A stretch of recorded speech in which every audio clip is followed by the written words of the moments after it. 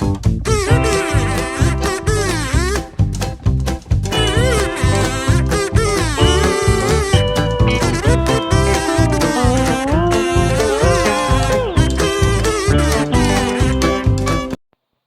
evening. Hello, it's Joe. Yeah, hey, I went to the contest and swap meet the other day. I had posted the video of some of the contest cars, and here comes Deuce, of course. Of course, I couldn't go without hitting the sales tables. And Deuce, come on, get down, get out of the way. Deuce, come on. Why are you such a pain in the dick? Because you're Deuce. Anyhow, I picked up a few things. Probably way too many, especially since I forgot about some bills this week that are going to be really tight now. Anyhow, picked up this one. Can't remember how much I paid. It was reasonable. That's what I do remember. I don't remember exactly how much. It was 20 bucks. But yeah, I mean, this is the one with the flat hood. It's not really stock per se, even though it's got the dog dish hubcaps and all that. See here. But it's not really stock because the only engine is the big 427 with the two 4-barrels. So it's not really stock, and I don't think it comes with a bench seat. I think it just still comes with the buckets. I think there was a resin caster at one time that had a bench seat for these. To make this totally stock, though, is a lot of work, actually, because, for one, the rear fender, a rear quarter panel opening, has a notch taken out to clear the slicks. On the real Thunderbolts, they took the Ford Fairlane and they modified the engine bay to fit this engine. They also frame tied the front and rear. They also put traction bars on the rear springs and a bunch of other stuff. I mean, it can be converted back over with some work. I'm imagining if you take the 67 Mustang, the AMT Mustang fender wells and all that, and transfer them into here and fill that fender in on the rear quarter, and maybe redo the springs to a lighter duty looking thing, and put like a 280, not 283, 289, 260, whatever would have been in there in 64. Put a small block or a straight 6, then you can make a truly stock vehicle. But since you have more options with this one, and it was there for 20 bucks, I bought it. Then, staying in the Ford theme, I picked up this one. I picked up this one from my new buddy Tim. That I went there. He bought the table, and I took some die cast. He said, you could share some table spots, so that's what I did. But I opened it up. I think I paid him 20 bucks for it. And it's got a R&R Vacuum Craft up top. So, yeah. So I could cut that one off and put the convertible up top on there. Make a 65 convertible. So, yeah. Got that. This is the one with the opening trunk and all. So I was like, yeah, I get that. Then, I know he was asking more for this. It was opened. He was asking $45, which I thought was a little high for an open kit. If it was sealed, even then. Because I know as soon as I pay top dollar for one of these, Revell's going to reissue these sooner or later. They have to. These weren't out long enough. They had them in the big flat box. Then they had them in this box. And I've had them twice. I had it once in the flat box, and I painted it, and my slot car friend loved the body and bought the body. So I never built that one. I got another one in this box, and a friend of mine commissioned me to do a slot car body.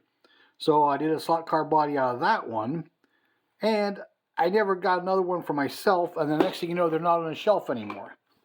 So yeah, I finally got another one of these, and see what I could do with that. I bought this 1/24 scale. It's a nice little kit. I know there's a snap kit out there too, the Wheels of Fire thing by Revell, but I didn't see one. And for 20 bucks for a Tamiya kit, that wasn't bad. And it's got all the little decals and stuff. And I got this because a friend of mine has a real one. He's restoring. It was in that lime green metallic color. Well, he's painting it white, and he got the Herbie kit to do the Herbie stripes. And he asked me, he goes, hey, would you do a model of it for me? He goes, it's something I like to display with the real car when I go to shows. So I was like, yeah, sure. He goes, no rush. He goes, it's going to be a while before I'm done with the real thing. So, yeah, I got that. And on the same table, I picked up this.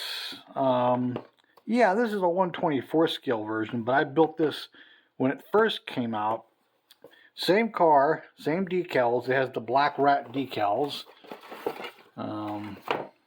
Let's see if I could show you some of those without Deuce getting in everything.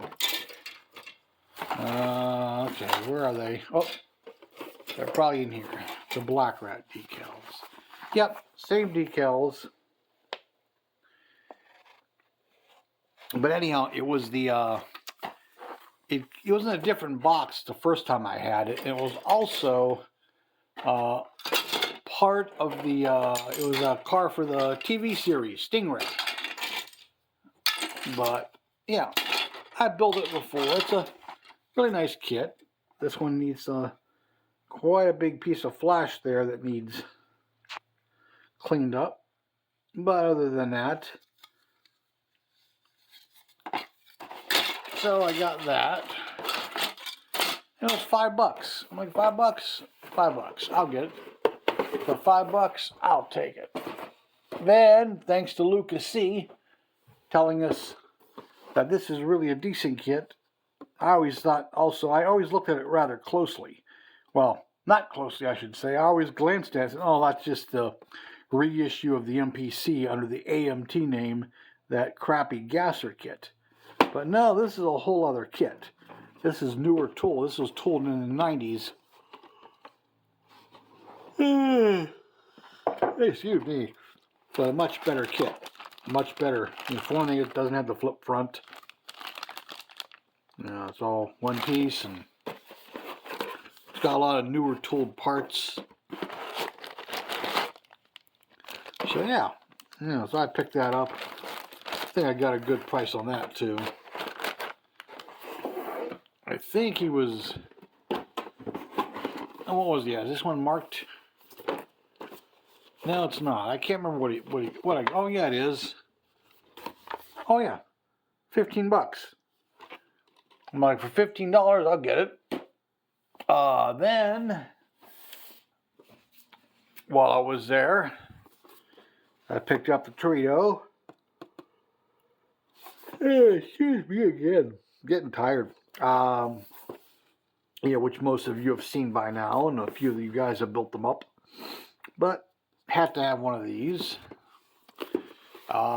Finally got one of these, as my local hobby shop just isn't getting them. His supplier keeps being out of them. Hopefully he'll have them soon, because I want to get a couple. Of course, I'm going to have to find some engines for them out of a decent Pontiac kit, because these don't have engines, they're curbsides. But the hoods are separate. So, but there's a... Oh, God.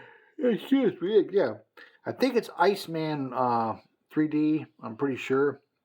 Or it could be VCG, one of them. They have a open headlight version. Well, the non-hidden headlight version. As these cars came with the permanently exposed headlight grille, and then they had the hidden headlights. Now his resin 3D printed one is the permanently, open headlight. It doesn't have the flipper doors. It's just, it's got bezels right here. Because when he's open, there's no bezels. There's just the lights back in there. I'd like to see somebody mold, those as the open version of these, with the buckets back there and the lights. I mean, I suppose I can cut it out myself and put a piece of plastic in there to look like it's hinged up, and get some miscellaneous buckets and build the back part of it up, the little mechanism and all that, make it look simulated. Because I like to do one of these beater style and have it with, one closed and one open, so it looks that way. I'd also like to do one because some of the 68s, this nose was all chrome. It wasn't the Endura. I think it's the exact same shape. I'd have to look more closely because I could probably just, paint that with that Tester's chrome or that Revell chrome paint. But it'd also be nice to see them make a chrome version of it because there were two versions. There was the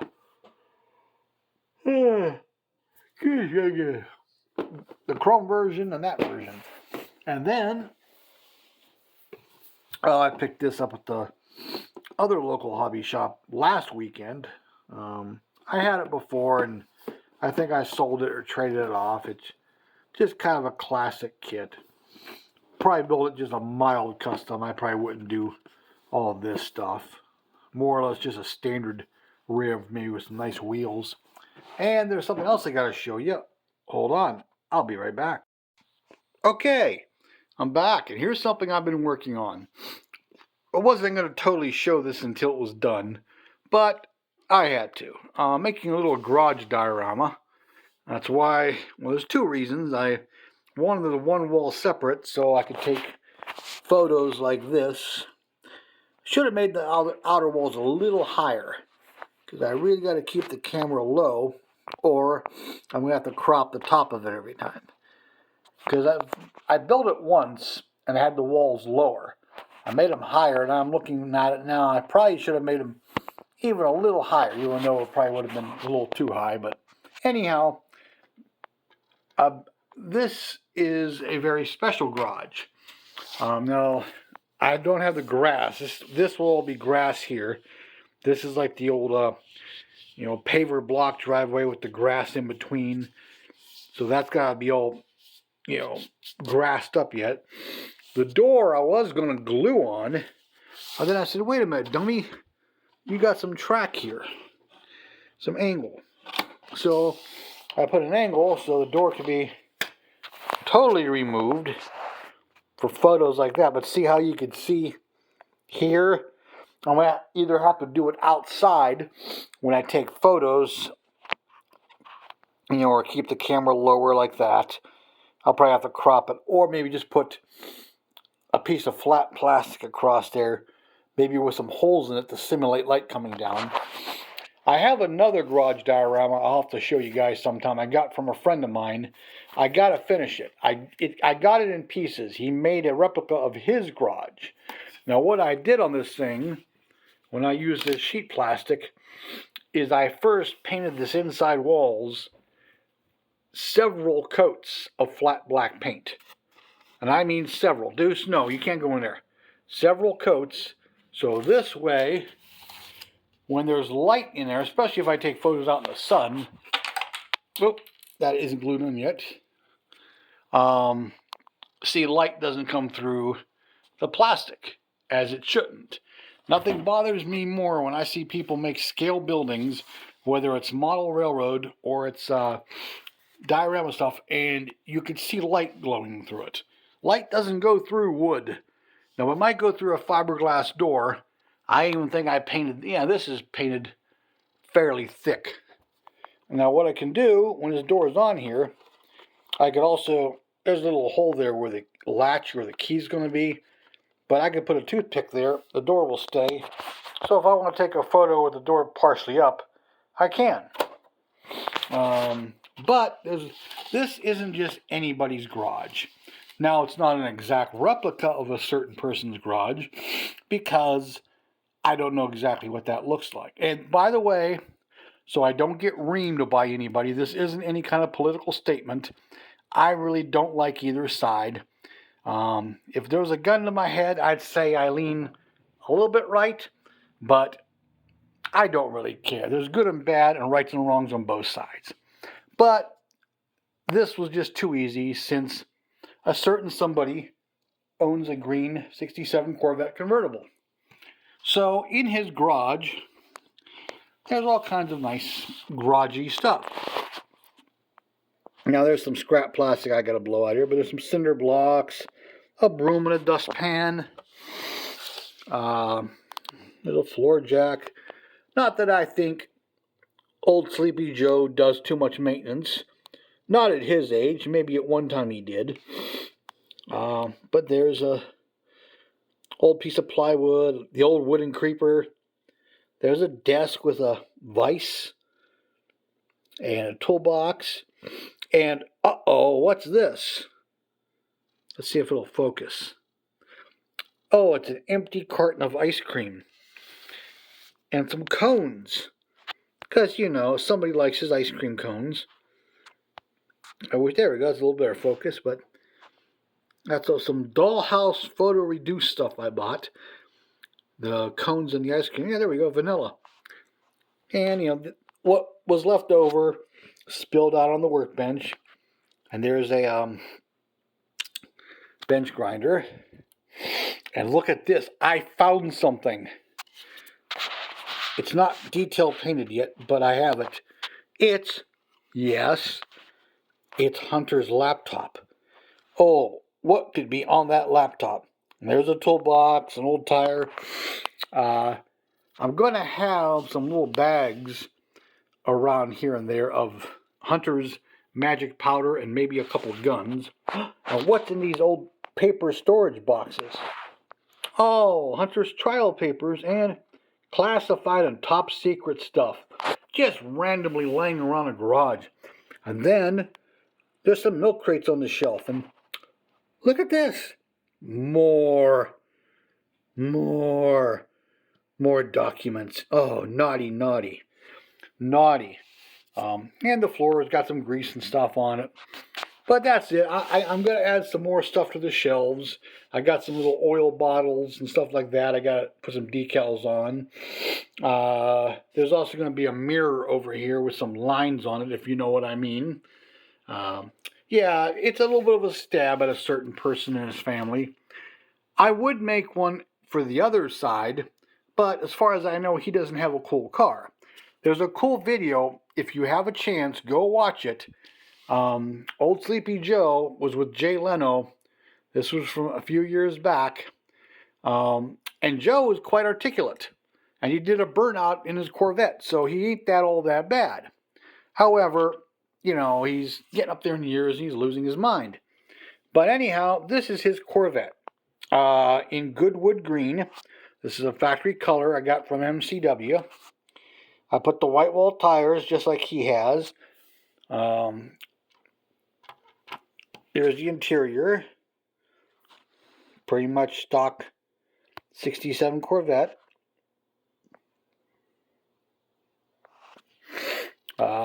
However, this kit is the Revell kit, and it comes with the 427 Stinger type hood. And Joe's is a 327 Vette. So I took this out of the 59 Corvette kit, and I converted this to there's some dust specks, please ignore all this. But I converted it to a 327. A little bit of rusty manifolds. I got some spark plug wires that you really can't see because on the real car, the distributor and the wires are behind that shield.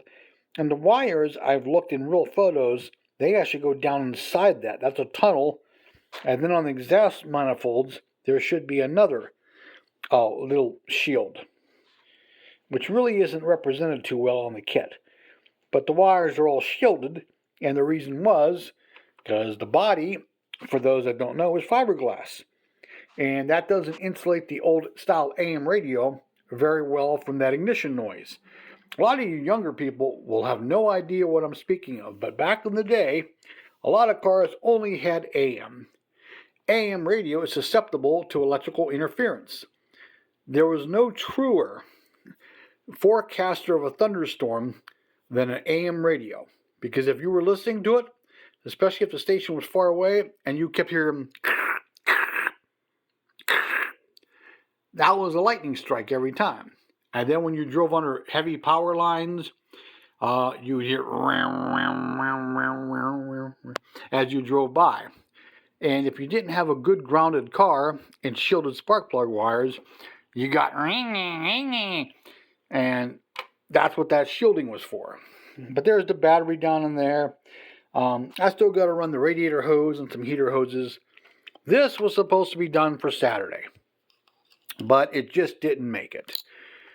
This kit came with side pipes, so I had to take the coupe kit and put its exhaust on this kit, and I had to drill out the rear pan. It's all molded in.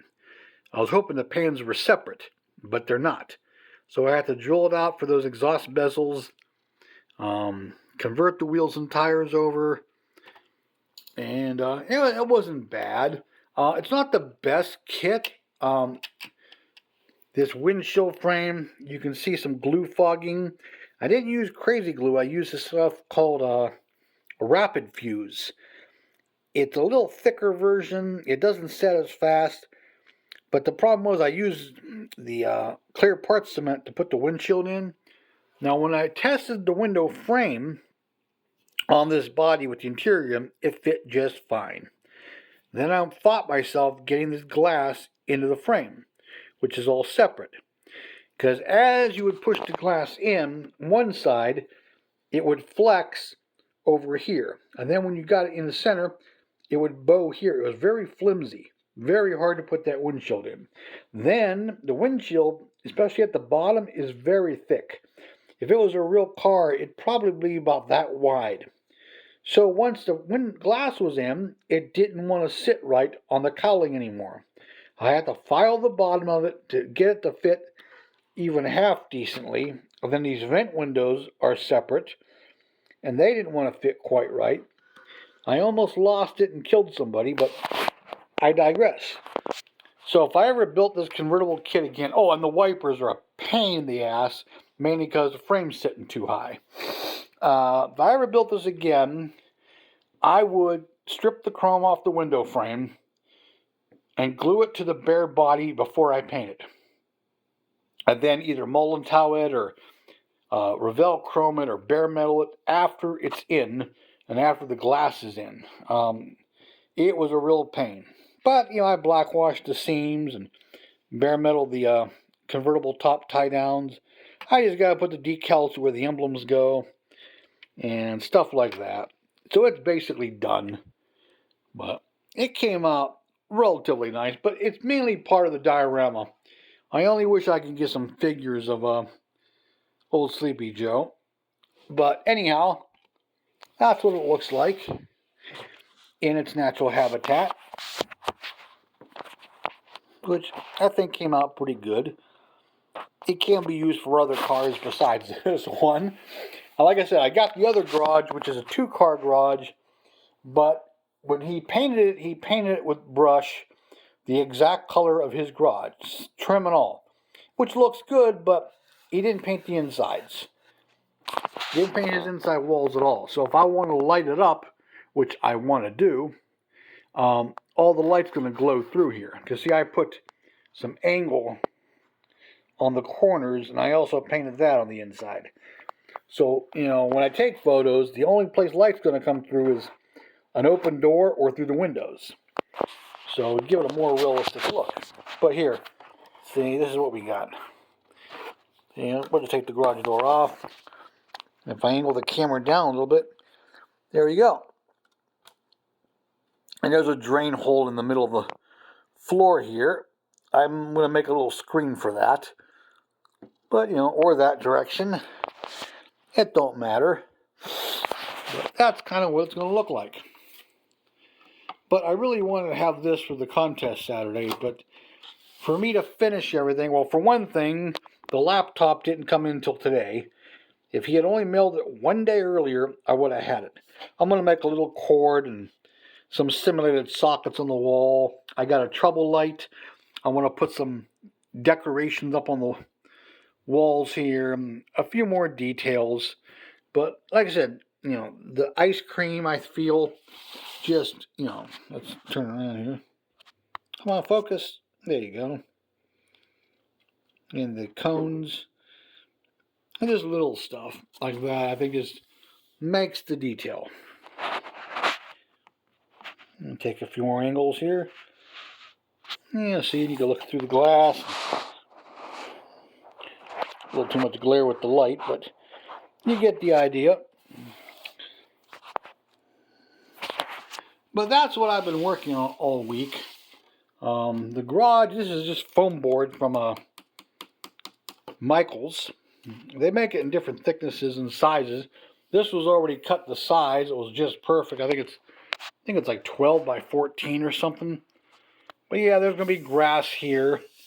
Maybe a couple little shrubbery type things, just make it look like a garage. And I did the old-fashioned thing with, I'll probably paint some of these a slightly different color, and I'll probably even put some tiny little bit of grass coming out through the cracks, like, it does in the real world. But like I said, this garage will come in handy for a few different things, but see, when you don't see above it, I think it looks pretty good. I could even put the car in there at a slight angle. But the garages will be nice backdrops for my finished kits too. But, okay, what is it? Oh my God, it's 25 minutes already. Holy crap, holy. Okay, guys, well, hey, thanks for watching. Like, comment, subscribe, share, whatever. I'm going to shut this off, and I'm going to bed. So, thanks for watching. Thanks for supporting me. I appreciate each and every one of you. And I met one of you Saturday, by the way, and I can't remember your name. Oh, God, not Hector, not Herschel. Oh, geez. Well, hey, I met a fan. He recognized me at the show. So that was cool. One of my subscribers knows me. I just can't remember his name. I'm bad with names and faces, so please, please, please forgive me. But yeah, it was very nice meeting you. So, hey, talk to you later. From me, Deuce, and Mitzi, and all the others, bye-bye.